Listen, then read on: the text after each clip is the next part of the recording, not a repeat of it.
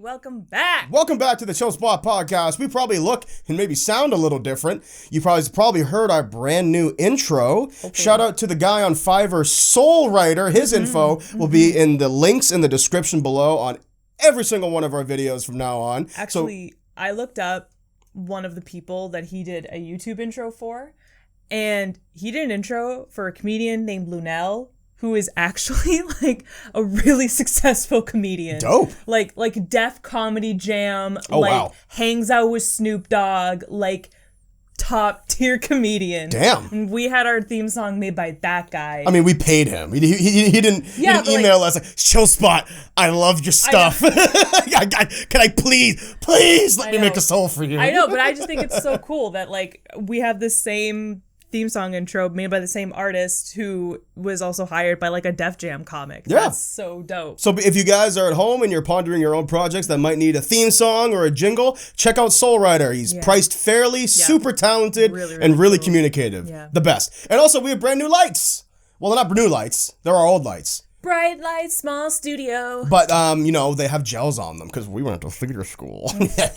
Knew all about that shit. Yeah. Learned about that good shit. Brand new era to the Chill Spot Podcast. This lighting setup costs like $120,000. Yeah, dude. In education. So. It costs $120,000 in effort, in baby. Professional knowledge. Yeah. So how was your week been, Sam? My week has been good. It started off a little slow, but then picked up in productivity, and I've been doing better. So. I the same actually. Monday and Tuesday. I said this to you, but I'll say it to everyone at home as well. Something I realized about myself is that I've been so getting into my new routine. You know, I'm like, we're waking up earlier, getting the day started earlier, trying to be, functioning adults.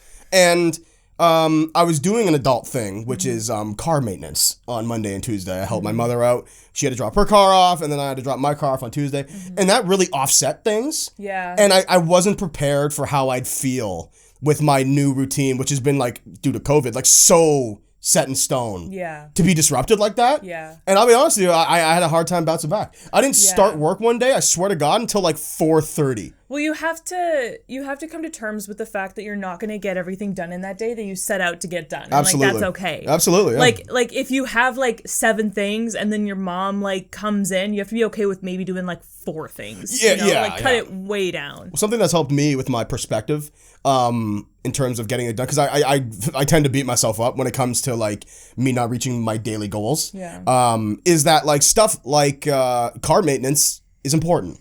Yeah. And it has to get done. Yeah. So consider that part of your work. That's a bullet point on your list today. If anything, like something that I appreciate about this work is that like as I start to see myself doing it, for the rest of my life, it's kind of a privilege that I can have time in my day to like I'm already home and all of my work is done from home. And I'll have the time, when I'm just writing projects or in between meetings where I can just pick up and go. I'm not stuck in an office, like this is really the life that I wanted. I didn't want to be stuck in an office where it's like, okay, well, I guess I'll go take my car to get its tires changed on my 1-hour lunch break. Yeah, really. Sit in the garage for my entire break and then go back to the office and just like sit under fluorescent lights for the rest of the day. It was purposely not the life that I wanted for myself. Yeah, you could go to the garage and get like a Jiffy Lube coffee. I wanted to be able to take care of my life and not have to have a Jiffy Lube coffee on my break. It's just motor oil. It's not even, there's no beans in there. They come and hand you the coffee and you drink it, you go, oh! Yeah. And then they show you a dirty filter and go, hey, this is your filter. You should give us money to change it, and then not change it. That's a real thing that Jiffy Lube does. You know about that? I know. And you also told me that they keep dirty filters on hand that they like rip out and say like, hey, this is your filter, but it's not. It's like a filter from like 6 months ago. The only reason I know that is because my dad, his friend, is in the car... Automotive. Thank you. That's the word I was looking for. The automotive industry. He works at a dealership. But because he's good at his job, he also has a very intimate knowledge of the makeup of cars. So I told him one time, like, yeah, they said my filter was dirty. And he was like, you didn't pay for that, did you? I was like, well, yeah, they said my filter was dirty. And, like, the air coming into my car would be dirty as a result. And he was like, oh, dude, like, listen. They do that. They'll show you the dirty filter. And it happened to him one day when he was younger, because he has such an intimate knowledge of cars. They came in and was like, hey, this is your filter. Like, you want to get it changed? And they go, he literally went like, oh, that's weird because I drive a Mercedes and that's a Toyota filter and it wouldn't fit in my car. Yeah. And they were kind of like, Like, whoops. But see, the thing is, okay, here's my a small little rant about like businesses who scam you. Major rant. I do believe that there are some businesses who pull stunts like this and For are sure. encouraged to pull stunts like this. However, not all businesses, especially chains, are owned by the same people and operated by the same type of person. So like maybe that chain, like the what's it called? Jiffy The Lube. franchisee owner yeah. who like owned that particular Jiffy Lube that ripped off your dad's friend or tried to rip off your dad's friend was a complete and total hack, scumbag piece of shit who would pull some garbage, like hiding a spare dirty filter off on a shelf somewhere and being like, hey, like, go tell customers that this is their filter and like it'll get them to, you know, you can scam them out of like $5 extra. But not every, you know, Jiffy Lube, Goodyear tire, fucking Midas, whatever, is gonna do that because they're all operated by different people, and you know, like, it's not like it's company policy. It's not like head office. It's not like Midas head office is telling their people to do this. It's one individual owner who pulls shit like that. And I really don't appreciate it when people say, well, that's the business. They try and scam you like that. That's not the business. That is a business who is pulling that garbage. And yeah, it's not okay. And if it exists in one place, it likely exists in others. So it's always worth it to know your shit. But I don't appreciate people who, because that's how you breed customers who come into places of business with a cocky, shitty attitude to begin with. And that's how you get these like negative experiences because people walk in thinking that, oh, you're this type of business, so you're gonna try and scam me. Oh, okay, because one type of business did it, or sorry, one business did do it, or one store did it, and they're not all like that, you know? Sure, I guess. But the thing with the automotive industry, though, is that the whole industry at a service level is sort of rooted in people's lack of knowledge on the subject, right? Totally. Because mechanics, I have a family mechanic that we've been going to for years. Yeah. And I'm going to cry the day he retires because I don't know what the fuck I'm going to do with my car. Yeah. But, you know, he's always honest and straight with us. But there are mechanics out there that'll go like, yeah, you know, so your fibrillator's not matching up with your cockadoo, and you know, and and just like hit you with the jargon, and then before you know it, you're saying yes to something that you do not need. Yeah. You're practically tapping $300 down the drain. Yeah. You know. Yeah. But that is specific to the automotive industry, I would say. Like there are other industries that's like that. I would say like because it's so needed, but you don't like people don't necessarily know everything about it. I would say like trades, and I'm not talking shit about trades. I'm just saying. Only the people who like work in the trades industry know how to fix the things that they fix or build the things that they build. Yeah, especially if you're not handy. Yeah, right? And it's not something that you can just pick up at at the drop of a hat. That was a good snap, by the way. Thank you. So like they kind of live off of you not. You're right. They do live off of you not knowing. That's why it costs so much because it's worth it. You know, like where else are you going to get your pipes fixed if you have a pipe burst? You know, a plumber has spent years perfecting how to fix things because pipes are so sensitive and so tricky. Not everybody can fix their pipes. So yeah, I totally understand why it costs so much money. And like, that's how people make their money off of the fact that you don't know, the fact that it's a trepidatious, endeavor to go on to try and like fix your pipes or like fix your electricity or fix your car or, something like that. But I just think that when people say, oh, well, they're trying to rip you off because they don't know, they're not always trying to rip you off. It's just, it's a difficult thing to do to be involved in a trade, to have a trade. It's complicated. Right. So it's worth paying a lot of money for. Right. Again, it's worth knowing the basics of it. It's worth knowing the basic parts of a car. It's worth knowing a little bit about how electricity works and flows so that these upselling scams don't work on you. Right. Because some people will try and pull it. But I don't appreciate the attitude that some people take into, the very first meeting with a mechanic or an electrician or a plumber that's like, okay, watch, this guy's going to try and rip me off. Just watch. The mistrust is what you're saying. Yeah, the mistrust. I don't appreciate that because if you walk around thinking that everybody's going to try and rip you off, you're going to be a really pissy person to deal with. Yeah. And I hate it. I don't like walking into any sort of interaction with that sort of like negative energy in my mind. You know, like know a thing or two so you don't get ripped off, because people will try it, but don't walk in thinking you're going to rip me off.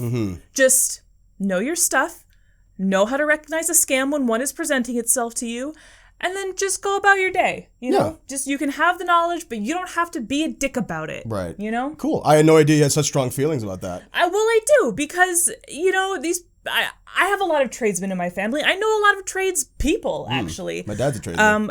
I have tradesmen, and I do mean men. Like, I'm being specific. My uncles, you know, like my uncle is a carpenter, and like, all Keep that going. stuff. I know them, and you know, like my uncle, who's owned his own carpentry business and now runs his own home inspection business as well, actually works really, really hard to not rip people off. He's actually, if anything, my cousin and I both agree that he needs to charge people more. So to think that people could walk up to somebody like my uncle, who's extremely generous with his time and knowledge, and, you know, like walking with a cocky attitude and treat them like shit because they think, oh, you're just trying to rip me off because you don't think I know. It's like, not all of them are like that. You know, like don't walk in with that attitude. If it appears that you are being scammed, then by all means be a dick, because that person's being a dick. Right. But don't walk into the, don't walk into the situation with your guard up. You know, like ready to just like rip somebody a new one upon first, sideways glance. So the moral of this intro is that tradesmen deserve to be paid, and you should pay Sam's uncle to lay some pipe on you. And where else you lay pipe, ladies, he is single, are at parties. And today's episode of the Chill Spot Podcast is going to be talking about the fun part of the after show process, kind of a continuation of last episode. Yeah. Talking about cast parties. I was thinking about theater school a lot this past week because of last week's episode. So I thought, what better thing to talk about than possibly the most chaotic aspect of any theater making process, which is cast parties. The cast parties. So I hope you guys enjoyed that 13 minutes of talking about mechanics and tradesmen, because now we're going to talk about something else. Just a hard left turn. So Sam, just a 90-degree turn. What is your best cast party story? Mine is probably when I hosted a cast party at my house. You hosted a few of them. No, I hosted just the one. Oh, you just had lots of parties at your house. Yeah. Because you're a fucking animal. Yeah. Well, I'm the only person whose mommy is nice to them and is nice enough to get out of the house to let me have a party. Well, your mom is like, you're gonna go get lit in your house? Well, great, I'm gonna go get lit somewhere else. A lot of us at our university actually lived with our parents all through university, because so many of us were from the city. Locals, we were locals. So it was like, well, I can't have a cast party because I live with my parents. I can't have a cast party because I live with my parents. I was like, I live with my mom, but she'll let us have a cast party and she'll let us get drunk there. And she can walk into the house and you can all be drunk and she won't get pissed at us. And they were like, okay, all right. So, I hosted a cast party, and I actually thought that it was really, really fun, considering the fact that it was at the end of one of the most not fun shows that I've ever been a part of. Everybody sort of just, like, came together and just celebrated the end of this really, really stressful experience. Oh, yeah. We all so clearly wanted to drink through, but couldn't. And we finally just got drunk, and it was fun. It was a good time. So what was your best story, then? Let's think here. Do you want me to go first? Yeah. Okay. Because it doesn't necessarily take place at the party that I hosted. I have a couple of good, fun. I was at a cast party one time, for those at home. Now, something that's important to say, and this is by no means a dig on the people who went to school with, but for those who are in theater circles, especially those who went to theater school, you might realize that while there might be some kids who are sort of into a bunch of things, most of the kids are going to be just into theater. Yeah. And that is not a dig, that is a reality, right? Yeah. If anything, these people are more dedicated than I am in a lot of ways to theater. Yeah. And they went on to have theater careers. Well, here I am branching out into something else. No, but go on. Okay. Lost my train of thought. Theater kids being into theater stuff. So, when they throw parties, for those who don't know, who have never been to a cast party before, theater kids and drama kids tend to be, like, sort of weird on the social circle of things, especially in, like, high school and university scenarios, where it's like, I feel like a lot of theater kids aren't always party kids. or like frequent party kids. But the cast party, everyone goes hard at. Yeah. But I was at this one cast party where someone was DJing, right? Because someone always gets in these parties always gets like elected to be the sort of quote unquote DJ. Say DJ. The iPod DJ. You fucking plug in your phone and you set up a playlist. Whoever has the best music, or whoever claims to have the best music, grabs the aux cord and... Important distinction. Whoever claims to have the best music. Who's like, oh, I got this. Everybody's going to get lit. And then it's like 12 straight hours of Fleet Foxes. And you're like... 12 straight hours of like waterfall noises. Yeah. I'm not... Okay. Really. So anyway, Sam and I were at this friend's party. It was hosted at a close friend of ours, and it was getting towards the end of the night, and I was getting kind of tired. And I was like, "Well, you think we want to get out of here soon?" And you're like, "Yeah, soon, whatever. We're kind of just chilling right now, anyway." We didn't drink because I was driving, and we weren't there for long. So someone goes like, I swear to God, this person on the radio goes like, "All right, guys, like this next one's a classic. Everyone get hyped up." And I'll walk you through it. She presses play, and it's. It's fucking Eye of the Tiger. Start playing Eye of the Tiger, and I was like, oh my God. And then everyone started singing Eye of the Tiger. Yeah. And I was like, I think I straight up turned to you and I was like, when the song is over, let's get the fuck out of here. There are two songs that young drama kids see, at least in our generation, seemed to automatically get hyped up to upon like first note. And that is Eye of the Tiger by Journey and motherfucking... I don't think Eye of the Tiger is by Journey. You're right. It's somebody else. But Bohemian Rhapsody by Queen. Drama kids love Bohemian Rhapsody. It's a good song. I can see why. Especially if like at one point the drama kids have also been band kids. But could you imagine, Sam? Could you imagine going to a party that has no, like, not, like, maybe a mix of drama kids, but it's definitely not a cast party, and putting on Eye of the fucking Tiger at a party? Yeah. Everyone would turn to you and be like, what the fuck is going on? Are you seriously playing Eye of the Tiger? Like, unironically, like, you want me to dance to this. You want me to, like, have fun to Eye of the Tiger. But music choices at cast parties are always interesting, because at my old high school, I hosted a couple of cast parties. Okay. And the culture at my high school is very much, like, hip-hop. Yeah. Like, on the whole, we listen to hip-hop. Yeah, so, a bunch of suburban white kids, for sure. Weird, right? But it turned out that way. No, it's not. Suburban white kids love hip-hop. I mean, it's good. Since the beginning of time. Yeah. Suburban white kids were like the reason why Straight Outta Compton got popular. I'm not joking. Anyway. Continue. It's, so, you know. A lot of hip-hop. The music at these parties, in high school anyway, always sort of was party music, right? Like, you put on anything with a fucking bass beat to it, and you can jive to it. You don't even need to hear the song or the beat or the lyrics. Yeah. As long as you can feel the bass, so you're okay. Totally. Right? So, and then you get to university where, you know, hip-hop was definitely not the popular music genre. Listen to the people in our department, which is fine, because, you know, whatever has different folks, different strokes, right? Sure. I was at a different cast party where I think it was the same person, actually, now that I think about it. But they started playing Creed, and I wish I was joking.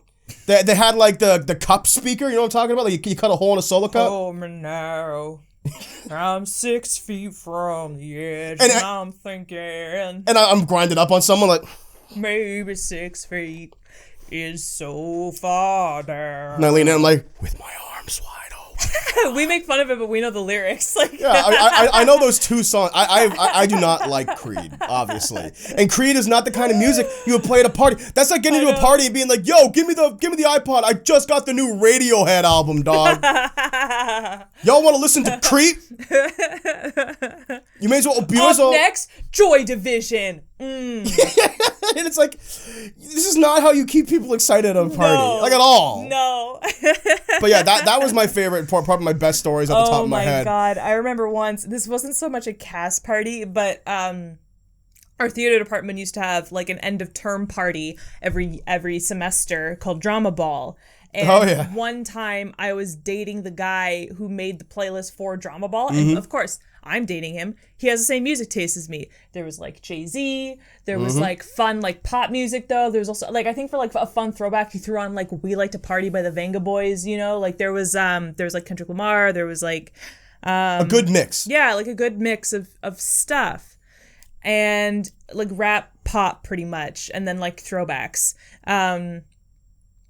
And the next day, the next time we were all hanging out in the student lounge together, everybody was like dunking on his music choices and how like the music at the drama ball was bad.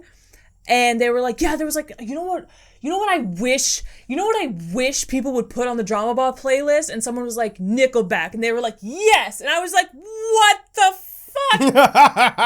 Where the fuck am I gotta get at it. Like I straight up had like a Get Out moment. Like this is before Get Out, and I was like, Yeah, really. Yeah, everybody was collectively like digging for the keys, and I was like, "Where are the keys, Rose? Where are the keys? Yeah. Where are the keys?" And your partner at the time was like, "I'm sorry, Sam. You know I can't give you the keys, right, babe?" And I was like, "Fuck!" No! Because everybody was like, "Yes, everybody hates Nickelback, but like, sometimes you just want to listen to like Nickelback," and I was like.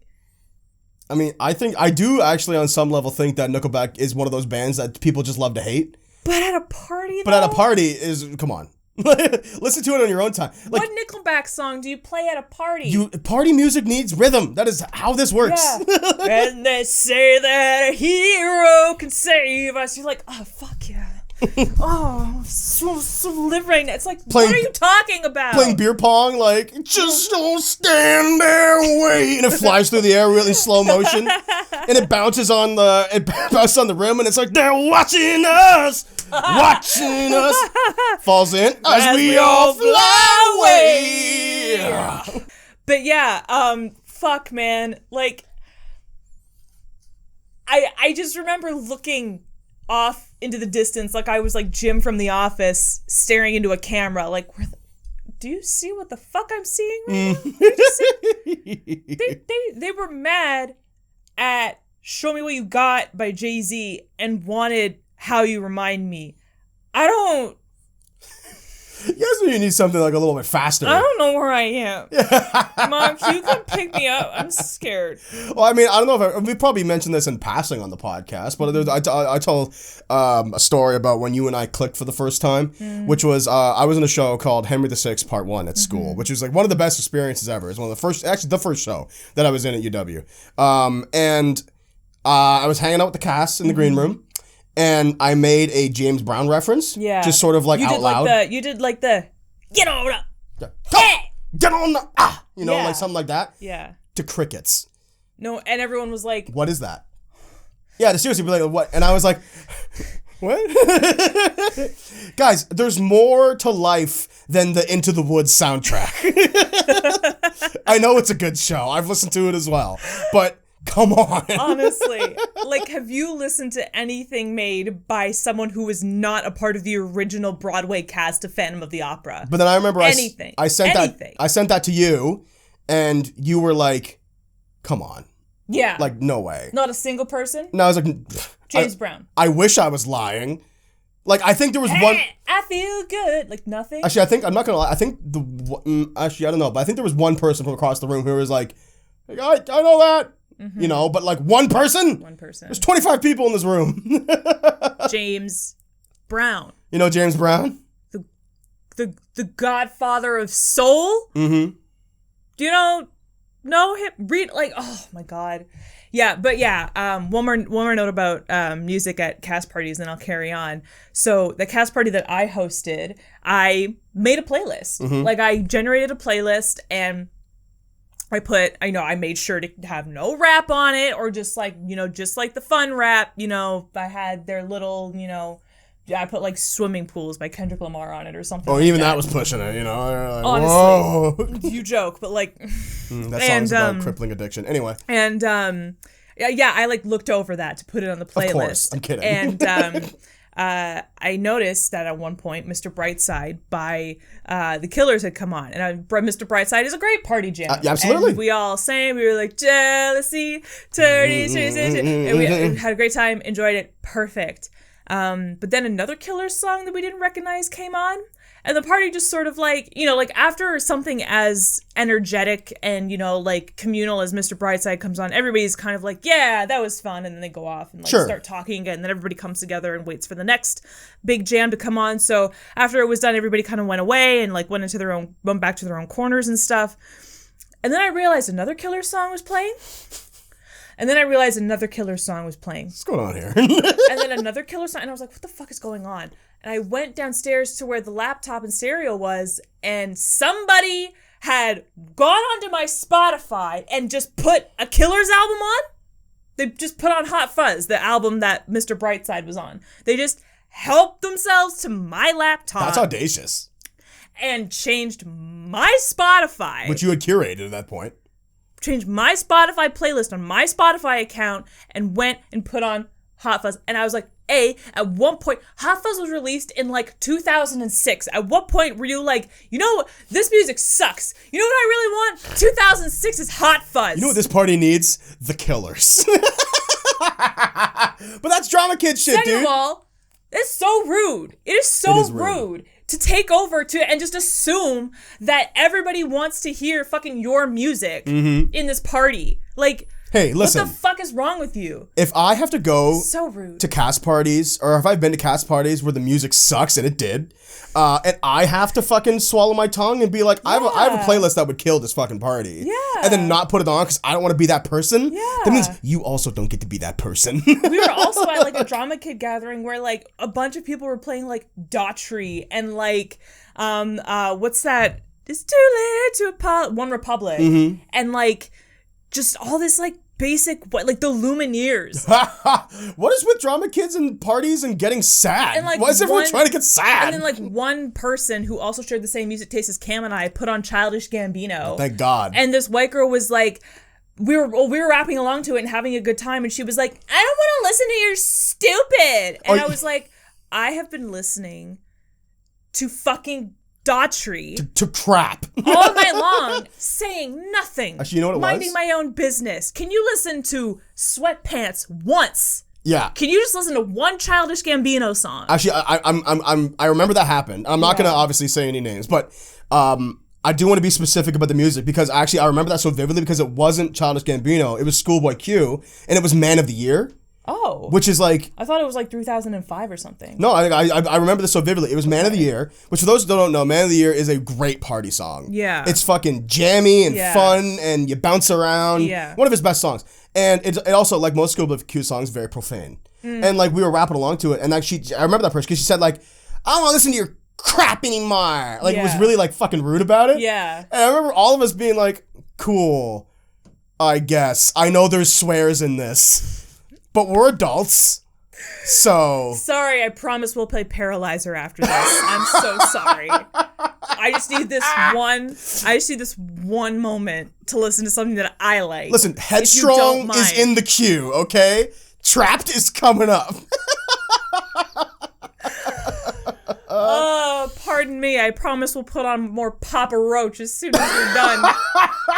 But if you don't mind, I need something with a little bit of melanin in it. Thank you so much. Yeah, really. Thank you so much. I'm surrounded by white. That was the other thing, too, about theater school, is that theater school is so painfully white. Often, yeah. And as, you know, I'm biracial. I grew up in a white town. I'm very used to code switching. It's at some point, sometimes I wonder if I'm just white inside because that's upsetting. It just happens so quickly. It is upsetting. It's the subject of many a racial identity crisis. But regardless, you don't have to put. I have my music, that I listen to. I have my black music that I like, that I know that nobody knows, and I listen to it in my spare time. And when I go out, I'm like, hey.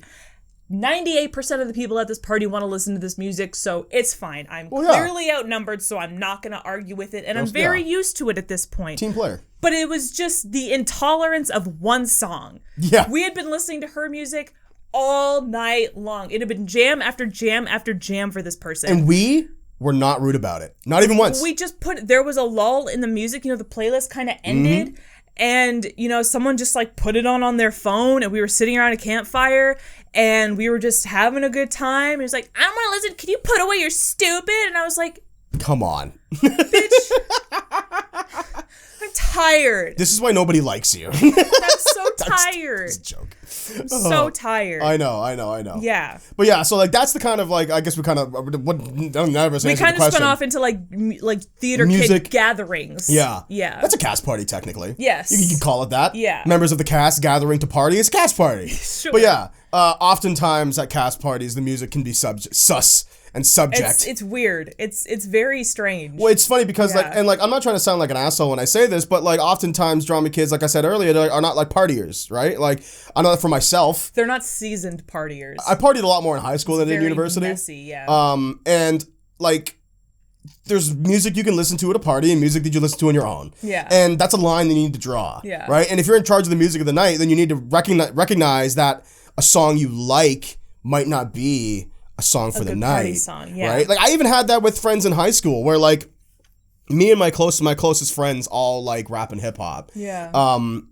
One of my oldest friends, who I went to high school with, and elementary school with, like the part of the things we're partial to when it comes to rap is lyrics and lyricism, right? Mm-hmm. So as much as I love, say, the song "Institutionalized" by Kendrick Lamar, not a party song. I'm not gonna put on "Institutionalized" at a party. It's not a party anthem. But Buddy might, right? But then I remember there's so many conversations where it's like, dude, like I understand this is a great song, but put something else on. Yeah. You know? Yeah. And like there's also like there's no way, and this is kind of a general party thing, but there's no way to put a song on and then someone dislikes it and not feel offended. Yeah. You know? And it's insult to injury, but like what I just said in the campfire scenario where it's like, yeah, okay, we get it how you don't like swearing and fun music, I guess. But we've been listening to the Killers all night. Yeah. I like the Killers as much as the next guy. Yeah. But like I haven't said one negative thing about this music choice. Yeah. You know? I rolled with it. It's audacious you know? Otherwise. Yeah. What's your worst cast party story?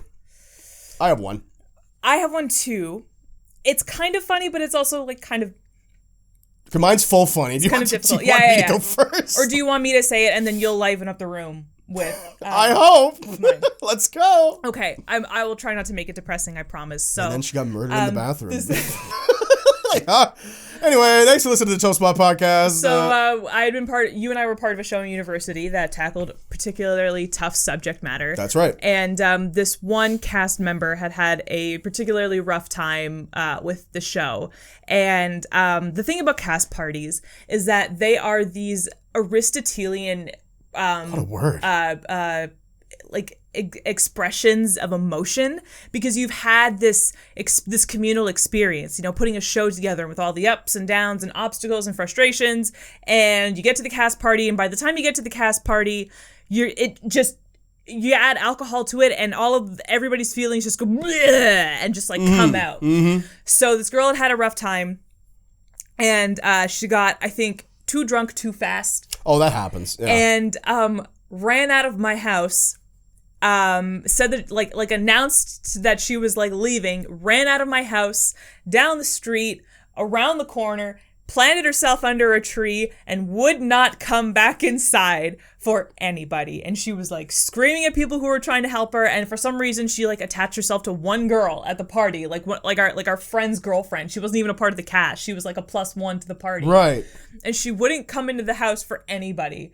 And I was like, I like, someone told me that like she had run outside, and I was like, oh fuck, and I had to like get my shoes on because like I'm the host, you're right? Responsible, like if we have to get police involved, if anything happens, you know, I gotta know what's going on and just like be involved and stuff. So I like am throwing on shoes.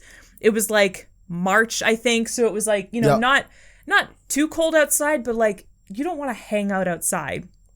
And I was trying to like corral her back into the house, but she was just so drunk and like not making any sense. And like there's like white girl wasted, and then there's like wasted where you're in a completely different headspace and you're yes. You remember this now, right? It just clicked now. You just remember this now? Yeah, I remember exactly. And she was just like not herself. Like she was just a completely different person, and I was trying to like learn who this person was that she had become and then talk to that person to get her to like come back inside, so that we could, because someone called her a taxi. We were like, okay, call her a taxi. We will get her inside by the time the taxi gets here.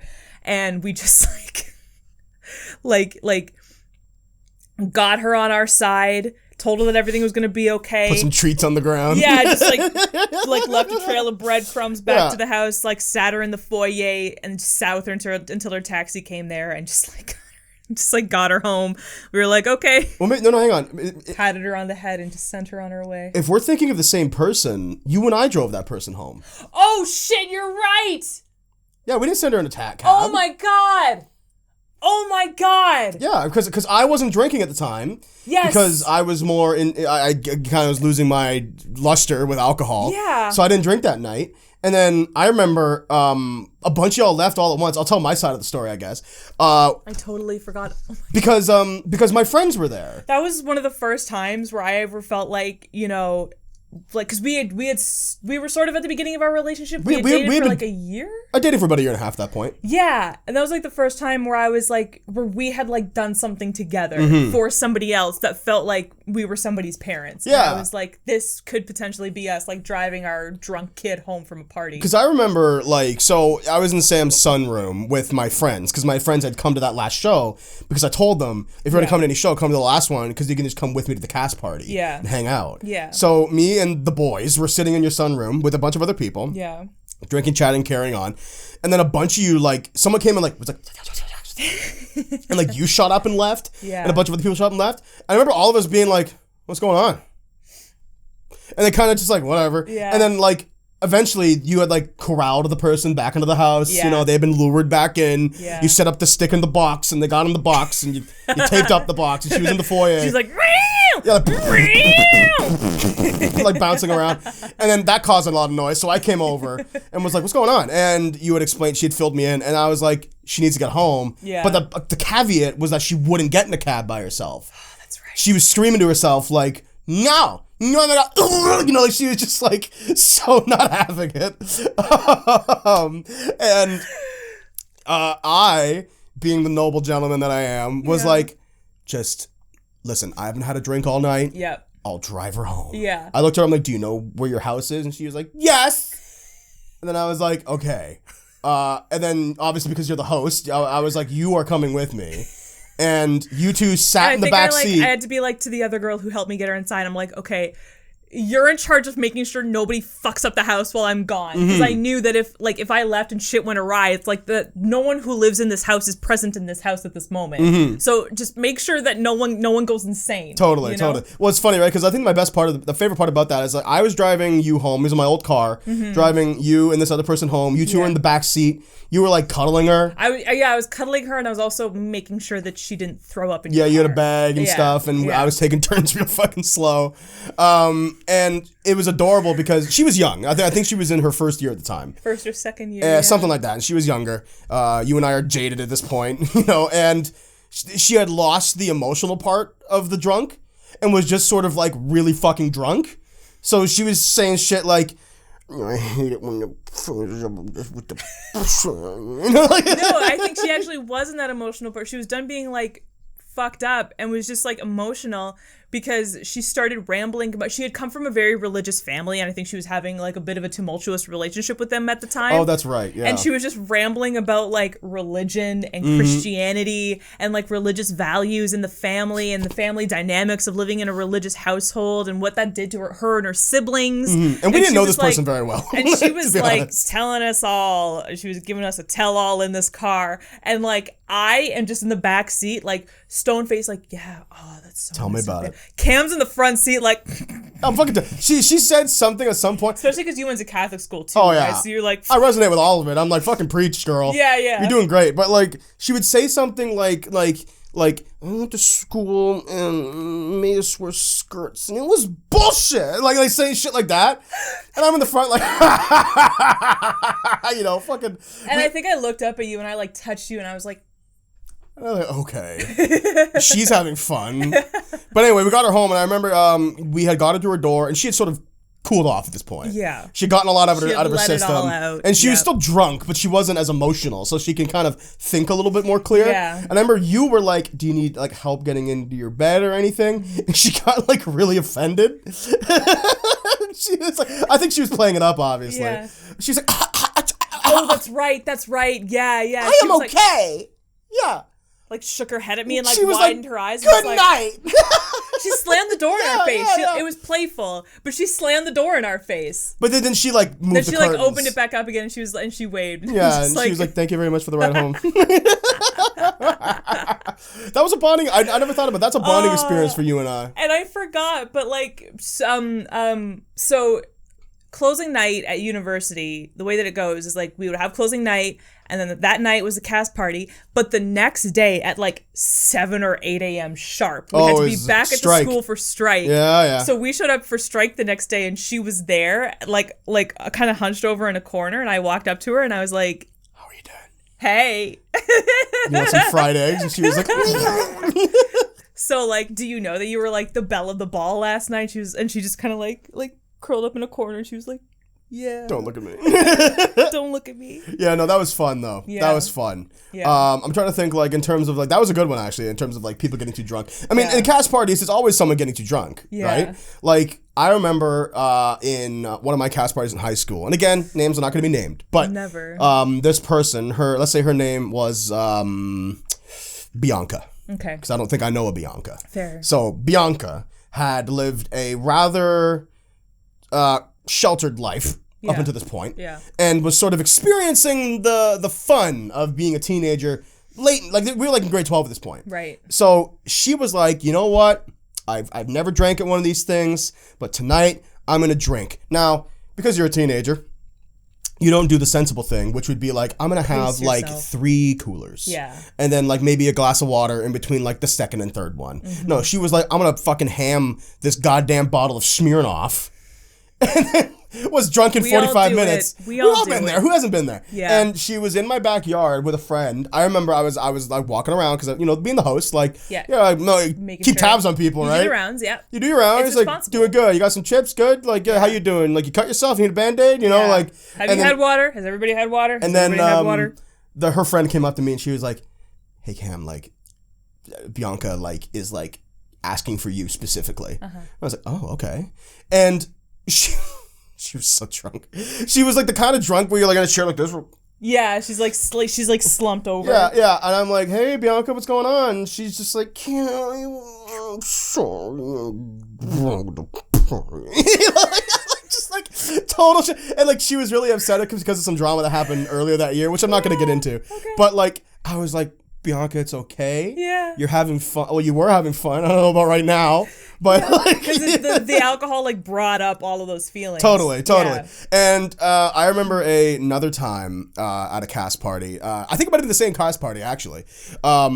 So 2 other people. Let's call them Jackson and Jackie. Sure. Jackie being the female. Okay. And Jackson being the male. Jackson being the male. Yes, of course. Gotcha. To be sure, Yeah. Jackie had played Jackson's father. Okay. In the show. Okay. Mother in the show. Okay. And they had sort of like developed a fling. Gross. I know, right? So it's like playing his mother brought that out of you? No, them out of the show, obviously. Yeah. But it got dramatic because the lead of the show, let's call her Chandra. Okay. Chandra had a crush on Jackson because they were the leads. But then Jackson was with Jackie. Who played his mom. And I swear to God, this is unfortunate. This is high school bullshit, right? But it unfortunately didn't work out because everybody at the cast party was ripping on Jackson for fucking his mom. And then I swear to God, Jackie actually ended things, I think, at that party. Yeah. Because she was like, I don't want this smoke no mo. She was like, I don't want people to make fun of us for being a mother-son combo. So everybody left with a broken heart that night. And yeah. Oh no. And it all played out at the cast party. Oh, yeah. Just like Chandra's over there with her heart broken, but Jackie is over there breaking up with Jackson, and just no one's happy. Nope. Yeah. Meanwhile, me and the boys are trying to play some beer pong. Yep. Like, hey, this is a party, right? No, not at a cast party, ladies and gents. Not at a cast party. No, because there's so much pent up feeling. Like I say, there's so much pent up feelings that you have kept in, because like you do so much for the show. You're like, I like this person, but I don't want to get feelings involved until after the show. Or like, this person really pisses me off. I never wanted them to be in the cast in the first place, but I got to keep it together for the show. Mm-hmm. And then the show ends, and as soon as the curtain call on the last show hits, the feelings start brewing. Instead of going to therapy, everyone gets drunk and screams at each other. Yeah, that's exactly it. And then you throw alcohol into the mix, and it just like it just blows up. Now, Sam, if you were to go like beat by beat, what would you say is like the quintessential cast party experience? The quintessential cast party experience is when everybody likes each other, which is possible. I've actually been very lucky. I've been in more situations where everybody likes each other than not. So, hopefully everybody got along. You all feel like a family, and, everybody's happy with each other. You had your ups and downs, but, like, for the most part, you're all a family.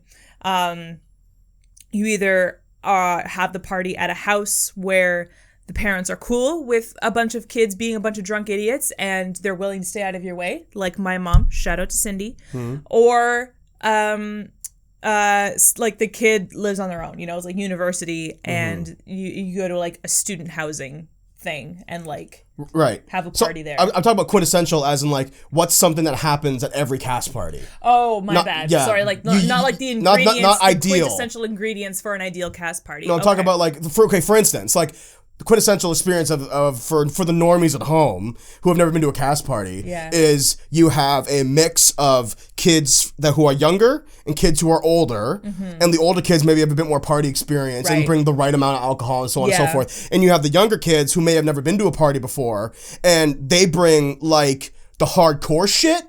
You have like the upper years bringing what they like to drink, which is like some ciders or a cooler or a mixed drink. And you have the fucking younger kids bringing like moonshine and like rubbing alcohol. And actually, I think that same party where that girl got too drunk and we had to take her home, I think one of our friends brought like apple pie moonshine. Yeah, and it was good actually. Yeah, it wasn't bad. Yeah. I mean, that's not real moonshine. No. It's a commercialized fucking it's moonshine. not like made in a bathtub. I need moonshine in a big pale bottle with X's on it. Yeah. 3 or more. Minimum 3. Yeah. Give me a fucking break. If it doesn't look like, it's what Elmer Fudd has after a hard day of hunting wabbits. Yeah, really. I don't want it in my house. Exactly.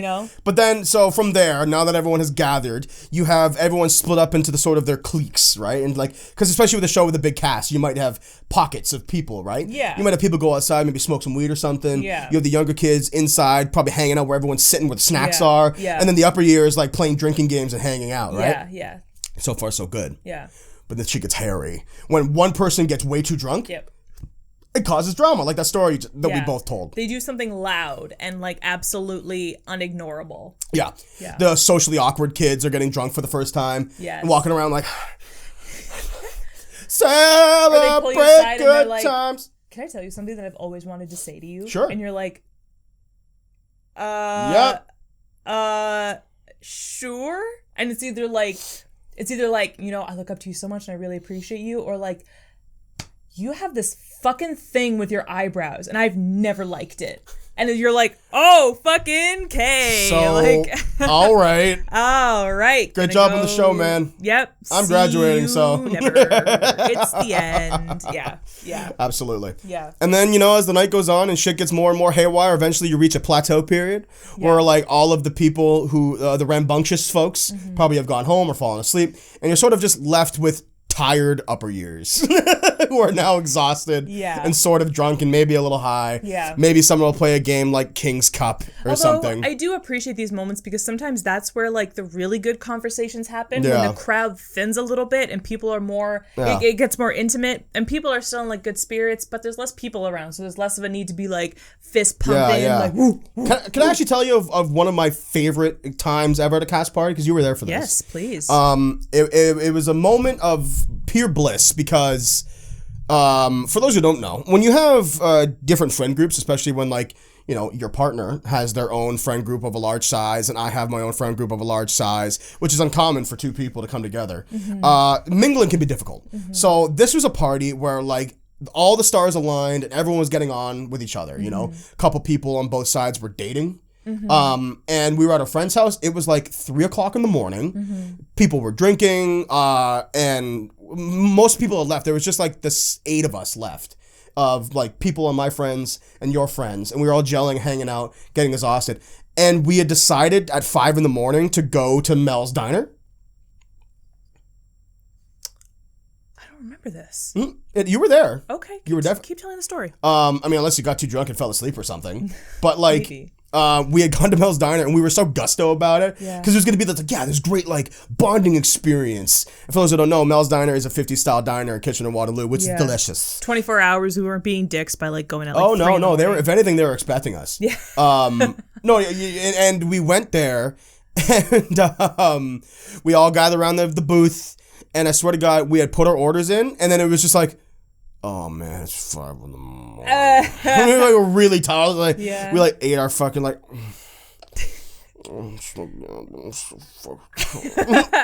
then we had fucking got back home and collapsed and fallen asleep. Yeah, like we just like sat in silence and like ate our food. But that would be the quintessential cast party experience. If you can make it to that moment at 5 in the morning when you have a true, honest bonding experience. Yeah. Like that's a story I actually talk about with my friends like often. Well, like as one of like the best moments of my time at university. So yeah. Just like sitting quietly and eating. Yeah. Yeah. That sounds like a memory fit for Cam's brain, where everyone just sits quietly and enjoys each other's company. Well, we also would have we probably would have talked normally. It was 5 in the morning. Yeah. We had been partying since like 8 p.m. You know, it's almost been 12 hours. I think I kind of remember that. I kind of remember that and thinking about how it reminded me of the bonus scene in Avengers where they're all sitting at the shawarma place. Yeah. And just like exhausted, like eating. You can hear like Tony going.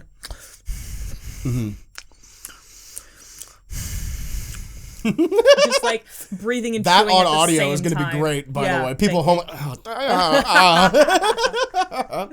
I mean, fuck it. Me editing this video, just going like, Sam. Oh, why though? It's the worst. Yeah. But yeah, no, those moments. Yeah, those are some of the best moments. Those are the heartfelt parts. That's my favorite part of every party, when it dies down enough where you can actually have like a serious conversation with people, and like. Especially, you know, after a cast party, and like I say, we've all been through this mutual experience. It's nice to just level with people, and I find that that's where I get a true. That's where my experience that I will remember about a particular show really sets in. Is when you sit down and you talk with maybe like 4 or 5 people. Just about like the reality of what you went through. There's no drama, there's no exaggerating, there's no, you know, like you've purged the most pertinent feelings of, you know, elatedness or frustration. You've gotten the shit out. Yeah, you've gotten all the shit out, and like it's just like the core of how you felt about this experience at the end of it all. And that to me is what cast parties are all about. It's about honest to goodness reflection on this enormous, you know, project that you've all tackled together and successfully executed. And it's the most beautiful thing in the world. I was just about to say, could we also say, like, despite all the bitching that we've done, if you've made it to this far in the podcast, there was nothing I'd change about these experiences. No. Like, at all. Like, they are perfect in their own little way. And yeah, we like to rip on people for their shitty music choices or whatever. Or people who don't drink getting too drunk and we have to deal with them. But you know what? Like I just said, that's a part of the experience. Yeah. That's a part of what makes cast parties so special to us. Yeah. You know? Like, that's part of the things I miss about cast going to parties in general, right? Like I'm not even really a party person, but cast parties are fun. Yes. You know? Yeah. It's more my speed when it comes to parties. Yeah. Well, because it's not about like doing anything in particular except, well, you also have something to celebrate. You know, like you don't like a party for a party's sake, but you do like it when there's something worthwhile to celebrate. And accomplishing a show is worth celebrating. Exactly. Yeah. Exactly. Absolutely. Have you ever been the fucking two-hammered person at one of these parties? I think I have, but I would like to think that I kept it together well enough to not be a problem. I don't think I've ever had to be babysat because, you know, I've told the story about my Pulp Fiction ass foggy evening the first time I ever got drunk in high school. Oh yeah. And by the time I got to university, I was like, okay, that was embarrassing. I know my limits and I'm just going to play within it. So I always kind of I got drunk at cast parties, but I never got like messy. No. I will say, though, one time I was at a cast party for a show that we were both in university, and we were all excited because there was this girl that we went to school with, and for some reason, everybody really liked her dad. Like, her dad was really... he was really popular amongst the students as being like a cool dad. He was a cool dad too. So we invited him to the cast party, and we were all stoked. We were like, yeah, her dad's coming. It's gonna be so dope. And I never had any one-on-one time with him, but I had heard the rumors. I'd heard the rumors, the myths, how cool this guy was, and I really wanted him to like me because I thought that his daughter was really cool. So I wanted her dad to like me as well. And I actually was talking to him, but I was peak drunk Oh, I remember this. And the more the conversation went on, the more I was like, I'm going to throw up. I'm going to throw up. It's happening. I will throw up. And he was being really cool. He was paying me a compliment. He was like, I saw what you said in the trailer. We used to do trailers at UW for shows. We still do. But he was like, I saw you in the trailer, and like what you had to say about telling stories about women. It was really, really well thought out and really educated. And he was like complimenting me. We were talking about, representation in theater and stuff like that. And we were having a really good conversation. And all this time I'm thinking, I will throw up on this man. I finally got this man to like me. I'm going to throw up on him. So I said, I'm really enjoying this conversation right now, and I do want to come back to this, but I desperately need to go to the bathroom. And he was like, absolutely, okay. And I was like, great. Went to the bathroom, vomited my guts out. Yeah.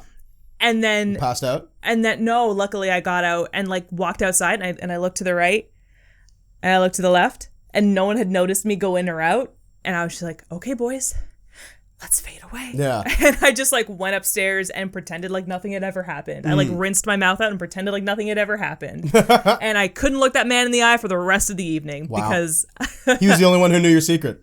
Yeah. He was the only one. Yeah. Yeah. Yeah. I mean, I got plenty sloppy drunk at many a high school party. But after first university, I really didn't like getting drunk anymore. No, you had gotten it out of your system. It was on the decline. Yeah, I got it out of my system pretty quick. And by the time we got to university, I was really never the one drunk at parties. I never really even drank at these parties, actually, now that I think about it. No, I don't think you did. Alcohol was consuming, and it was expensive, and I didn't want to pay for it. Yeah, fair. And like, why... And it made you feel gross after. It made me feel gross, and I didn't like it very much. And I was also conscious of the fact that, like Sam mentioned earlier in the podcast, that we'd have to go strike after this. Yeah. Early in the morning, like and 8:30. Not to toot our horns, but you and I always had so much involvement in terms of like logged hours of tech, because at UW you had to help out with tech and you get to log these hours. Yeah. And then based on how many hours you've had logged, they would let you off early. Yeah. So like you, me, and like one other person would like always get off at like 10 o'clock. Yeah. We show up at like 7. Yeah. Which is early. Yeah. Work for 3 hours. If that. Yeah. And go home. And then they'd be like, okay, we're starting to run out of things to do. You have the most hours in the department, so you can go home first. Yeah. Which I always did on purpose because I never wanted to be at strike for long. I remember me, you, and that person went to go get brunch after one strike, and that was fun. Yeah, that was nice. Right? Yeah. Yeah. Good memories. Totally. Mm-hmm. Yeah. But no, I always did that on purpose. Tech was not my favorite part of university. I definitely admire, we said this in the theater school episode, I appreciate the school for teaching us about it. Of course, yeah. And I appreciate the knowledge that I gained on it. It's not my favorite thing to do. So I would make sure to log as many hours as I possibly could during, pre-production and rehearsal times setting up the show so that I could get out of strike early because I never wanted to be there long. It was such a drag. It was a drag, yeah. What to you are the quintessential rules for having a successful cast party? If anybody out there... hopefully we can open up again and have theater, and therefore people can have cast parties again and gather safely. What are some of the do's and don'ts of a good, successful cast party? The do's and don'ts of hosting a party are the same as anything when you're hosting a party, be it cast party or otherwise. There's a good balance you need, right? So, I don't want to toot my own horn here, but my parents are entertainers, in sort of, hobby, because they're not like, entertainers in profession. Yeah.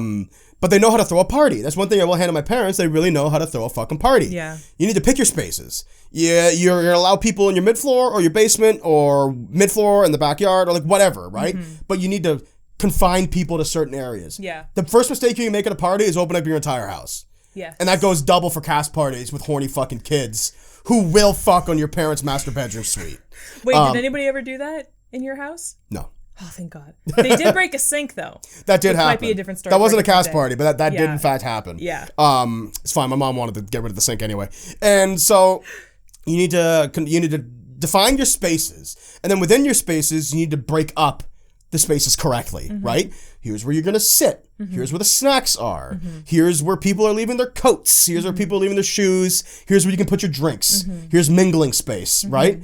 And then you just do that for every space where people are allowed to go. If you're having like a mid-floor backyard party, when you go out backyard, like here's where people are playing drinking games. Here's where people are sitting about the fire, blah, blah, blah, blah, blah, blah, blah. Once you have defined spaces, you're set, in my opinion. Like, you've already covered all of the bases. That's all I can really think of. What about you? Okay, so a couple things to add on to that. So once you have those defined spaces, get a good array of snacks, you know? You need a good variety, If you need suggestions, please refer to our potato chip tier ranking video, where I go into detail about the best potato chips and my personal opinion of what to offer at a party and how to do it well. But still, at the same time, you know, it's nice have some basic flavors for the average people. These are your, you know, vanilla cupcakes, regular potato chips, pretzels, you know, the easy stuff. Have some fun things for people to have something to talk about. You know, this is where you have like your ketchup chips. You know, maybe you make like a fun cake. Maybe you know, like a candy confection of some kind, or maybe you look up like fun things to make at a party and make like a weird, like, I don't know, lemon zest thing. Or if it's a booze party, make like a signature drink. This is where you can have some fun with it. And then you want to make sure that area. Oh, sorry. You also want to have some decent drinks. Like soft drinks, you mean? Yeah. I like to stick with mixers. So I'll have like a cola, like Pepsi or Coca-Cola, 7-Up or ginger ale, or both, because there's a difference. And then like, I mean, that's really it. Those are really like the mixer drinks, is like 7-Up / Sprite, cola, and ginger ale. Well, no one's out here trying to make like a mixed drink with like Crush. Yeah. You just fucking throw up by the end of the night. But it's good for people who don't want to drink, you know, because there's a little bit of variety there. And it's also just nice as the host to offer mixers. I think that's, as the host, that's something that you should provide for your guests. Absolutely. Like, get the Wi-Fi password, write it down on a piece of paper, and like post it up around the area somewhere. People will bug you for that shit. Also, like, just do the introverts a favor and don't make them build up the courage to ask you for the Wi-Fi. Put it up somewhere. Yeah. Put the Wi-Fi password somewhere. I'm begging you. And it's not precious, okay? No. Let people connect to your Wi-Fi. It's not the end of the world. They're not coming back to your house anytime soon. Like, what do you have? 6 gigabytes of Wi-Fi? Get the fuck out of here. Yeah, those are my two big things. Is like, get an array of snacks. It doesn't take too much. Get like something normal and something wacky. And then have mixers so that, you know, if people bring rum or vodka or something, you can be like, please don't drink straight Smirnoff. Put it with some cola. Put it with some Sprite. Have some Cheetos. Mix it with something afterwards. Please don't bake. That's the other thing about offering snacks, is that people put shit in their stomach. That's why I kept mentioning cake. Because cake is the bread of sweets, and they'll absorb all of that booze. Yeah, really. I mean, the sugar will make them throw it up afterwards, but... Well, I mean, it's getting out of your system one way or the other. You're going to throw up anyways. Yeah. At least have something in your stomach. And, you know, if people are sitting in the mingle area, or people are eating in the drinking area, you got to get a big bullwhip. Yeah. And whip at them. Whip the air to scare them out of there. Hey, have you eaten? Oh! You gotta abuse your guests. Yeah. The other thing that I would recommend if you're going to host a cast party, listen, this comes with being the host. If you were the host of a party, you do not get to enjoy your own party. That's the downfall of being a host, unfortunately. But I would suggest not drinking, or not drinking a lot. Don't get too hammered. Honestly, please don't get hammered, like absolutely white girl wasted, if you're the host of your own cast party.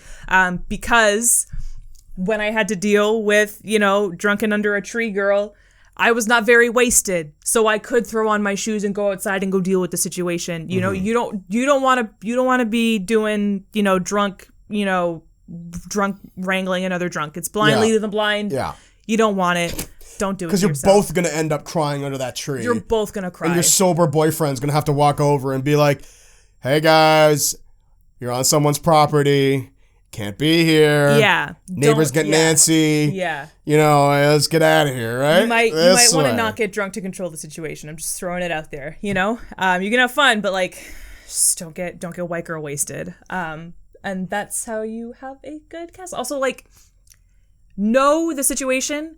Know who hates whom, you know? Yeah. Like, know what's not a good combination. And also just like don't be afraid to set hard boundaries. You know, if people are going to hook up in your house, be like, hey guys, it would be really fucked up if you went in my parents' bedroom and had sex. Like, please, if you absolutely must fuck, go to the cellar.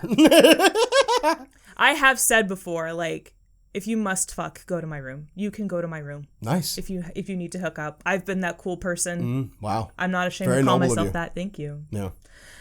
Didn't someone have sex on your bed? Nope. No one has had sex. No one's ever sex on your bed? No one has had sex on my bed except for me. Well, good. But, the offer was out there, and everybody knew that they had a safe place to go and do it if they needed to. Yeah. So, there you go. There you go. There you go. And that is how you'll throw a cast party with zero chance for failure. I don't guarantee that your cast party will succeed or fail if you follow these rules, but that's definitely a good start, a good jumping off point. There were a lot of do's there. Yeah. I'm trying to think of like don'ts, like things you absolutely should not do. Don't provide alcohol. That's a given. That's not your responsibility. No. And if you offer, people will take it. Every cast party is BYOB. Yeah. Every single cast party. Every party should be BYOB, man. Yeah, man. What are you, like a 45-year-old having a dinner party? Like, Yeah. Come over to my house for dinner, I'll give you some wine or whatever. Yeah. But like, what am I supposed to do? Come up like, hey, so I bought these bottles of vodka for everyone, which I've actually been to parties where people have done that. Yeah. And you know what happens? Everybody gets wasted. But not like, you know how like that, we're talking about, we both told stories of one person getting wasted? Imagine like 15 people that wasted. Yeah. Right? It's a bad time. You're going to have a bad time. So do yourself a favor and don't do that. You don't want that shit. But yeah, I would change nothing about the cast party experiences that I've had. If anything, I miss them dearly. It's been years since I've been to a show. What doesn't kill you makes you stronger. And even then, like, all the shows that I've been in the past couple of years have not had cast parties. Yeah. Really? We're simply too tired. Yeah. It's also kind of like, it's kind of like to. a school thing, really. Yeah. Kind of tapers off as you go on. Yeah. I mean, like, it'd be nice if, we start doing professional shows and then it's like, do you want to go out for, like, drinks afterwards? Sure. You go and you have dinner. We did that. I've done that for a few shows. That was nice. That's good enough. But you don't have to, like, go to someone's house and make out. It's fine. Well, listen, Sam, I think this has been a pretty good episode of the Chill Spot Podcast. It's been a fantastic episode. So why don't you tell people where they can find us? You can find us on Spotify and Google Podcasts and Apple Music. If you know that you like us, give us 5 stars or a thumbs up. I don't know the different ones, but whatever is the best, give us the best review. We also stream 3 times a week over on our Twitch channel, twitch.tv/chillspot. That's us.